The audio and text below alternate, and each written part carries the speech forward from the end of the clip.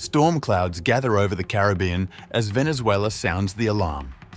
Nicolás Maduro says 14 weeks of threats from the United States have pushed his nation to seek military help from Moscow.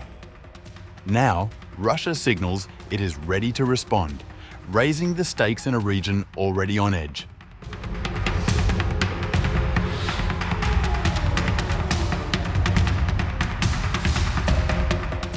Russia has said it is ready to respond to Venezuela's requests for military assistance, even as it urges both Caracas and Washington to avoid further escalation in a region already on edge.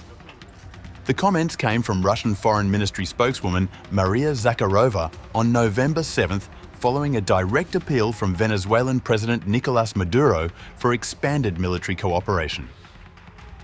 Maduro's government, under increasing pressure from what it sees as mounting United States military activity in the Caribbean, has asked Moscow to provide support ranging from maintenance of Russian-made Sukhoi fighter jets to upgrades of radar systems and the delivery of new missile systems.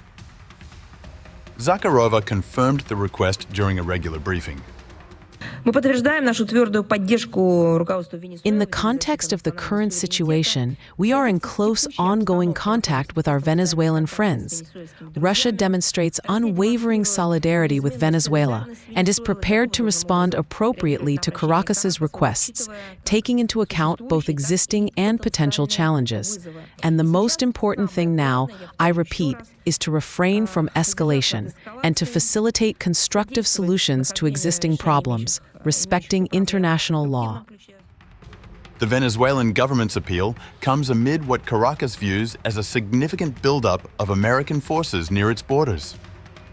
Over recent months, the United States has increased the presence of naval vessels, missiles, and aircraft in the Caribbean, a move Washington says is part of broader regional security operations.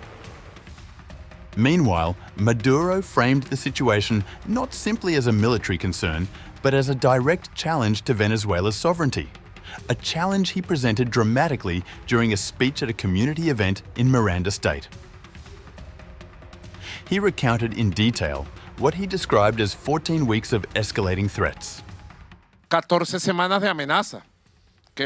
14 weeks of threats, that the Americans have 15 ships, that they have 2,600 missiles, that they have 100 planes, that now comes the largest aircraft carrier in the world, called Gerald Ford.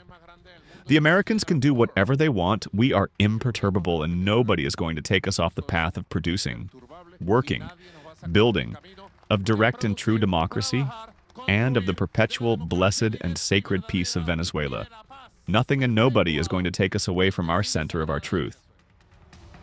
Maduro's rhetoric, delivered with characteristic flourish, cast Venezuela as a nation under pressure from an outside force he portrayed as both hostile and overconfident. In another moment during the same event, he expanded that argument into a broader critique of the United States and its portrayal of Latin America.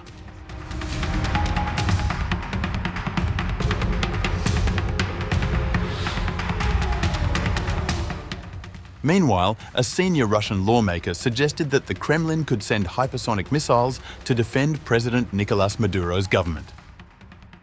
The unjustified concentration of American forces in the southern Caribbean is creating a situation of heightened tension, and no one but the United States is to blame. Alexei Zhuravlev, deputy head of the Russian Parliament's Defense Committee, said this week that Russia could supply Caracas with its nuclear-capable Oreshnik hypersonic missiles. The Oreshnik, meaning hazel tree in Russian, is an intermediate-range ballistic missile capable of travelling more than 3,000 miles at hypersonic speeds. The missile has reportedly been used only once before, when Russia fired it at a factory in the Ukrainian city of Dnipro last year, according to Ukrainian President Volodymyr Zelensky.